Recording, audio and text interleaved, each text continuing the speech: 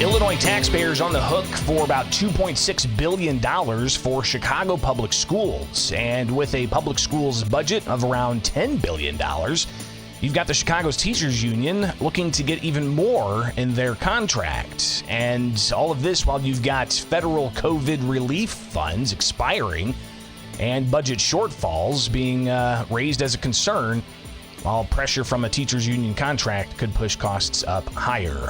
But what about student performance? How's that being equated into this conversation? Good morning, Illinois in Focus Daily. I'm Greg Bishop. Be sure to like, subscribe, hit that notification bell wherever you get your podcasts for Illinois in Focus. But also you can be with us each and every weekday morning as we go live with America's Talking Network.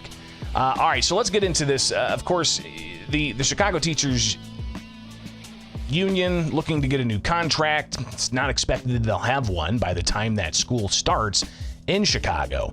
But Chicago Public Schools, if you look at the report card from the Illinois State Board of Elections, you can get a good breakdown of what Chicago Public Schools looks like. So just a snapshot here. And in particular, the demographics of Chicago Public Schools.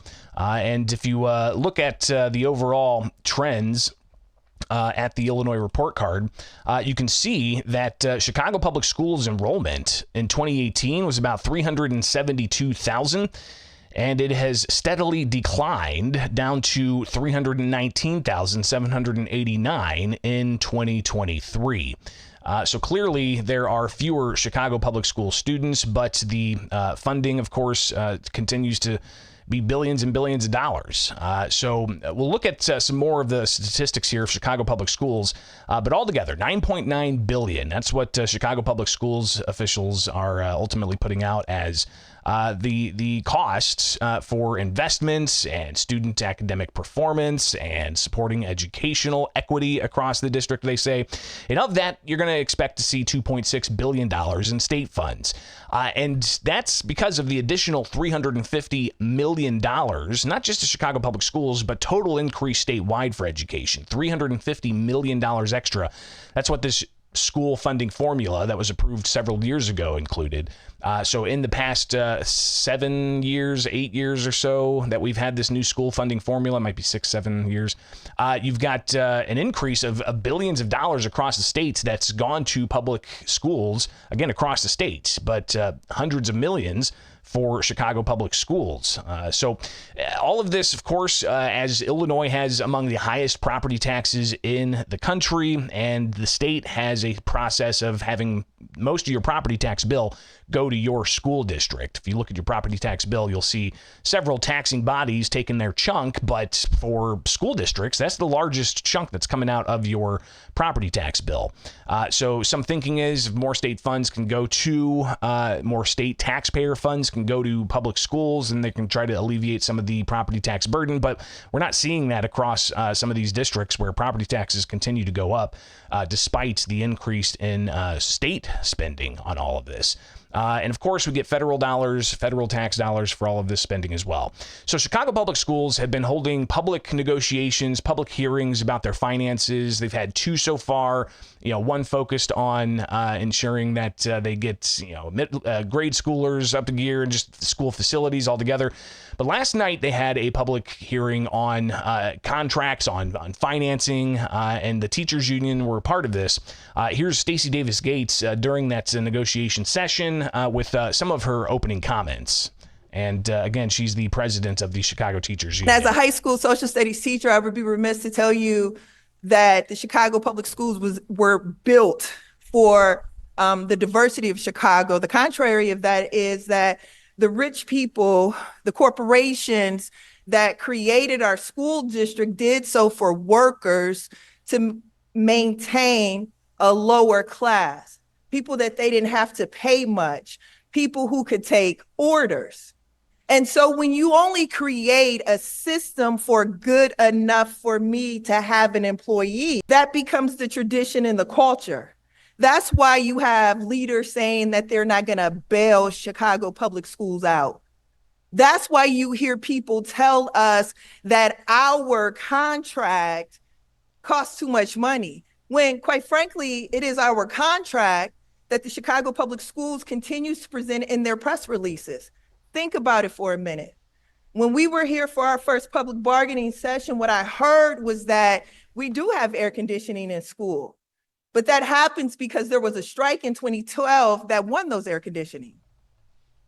Then I hear about the achievement that we are making far ahead of other school districts in this country. And I think, well, those staffing positions came from the 2019 strike.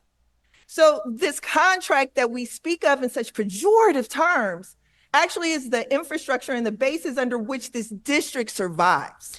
So Stacy Davis Gates, again, seeming to hint at some strikes in the past. And there have been a handful of strikes over a handful of years from Chicago teachers, including, if I recall correctly, during the COVID lockdowns and the possible return to school. So, is she hinting at if Chicago teachers don't get their way, they'll possibly look at some kind of strike again? And what kind of impact does that have on Chicago students? Final few moments here from Stacy Davis Gates last night in that public opening comment. So when we talk about this contract, talk about the infrastructure of the district. Remember that this is the infrastructure of school communities, because this contract puts people in it that love, nurture, and provide instruction for our city's youth. That's the contract. So a lot of talk about what kind of costs the taxpayer is going to have to incur for a new contract for Chicago Teachers Union, especially in the face of the loss of federal tax dollars for COVID relief. ESSER funds is what they're called. And how does that impact all of this? But afterwards, after the negotiation session, Davis Gates took to a microphone for a news conference of sorts and shared even more of her thoughts on the bargaining process. Because see, this is generational impact. You can't go back to school after you leave it. You don't get to redo K through 12 and come back as a kindergartner to a well-resourced school once you've graduated. So there's a certain amount of urgency that we don't see or participate in with the Board of Education and with the Chicago Public Schools. You can't just virtue signal. You actually have the ability. They are the largest school district in this state. The greatest amount of children in the state of Illinois attend the Chicago Public Schools. But again, we look at the numbers here, the demographic data, and over the years, that number has shrank by more than 52,000 students. 2018, 372,000. Then 2023, 319,000. So there's a continued shrinkage for Chicago Public Schools. Some people may point to population decline. And if you look at population decline, there's even some speculating that we've gotten to a very low point in population for Illinois compared to previous years. I mean, Illinois, land of Lincoln, is the land of lost people because we've had a decade of decline in the state of Illinois. But even that decline, not something that is being recognized as you've got Illinois policy highlighting that 1920 population, 2.7 million, 2023 population, 2.6 million. That's just Chicago.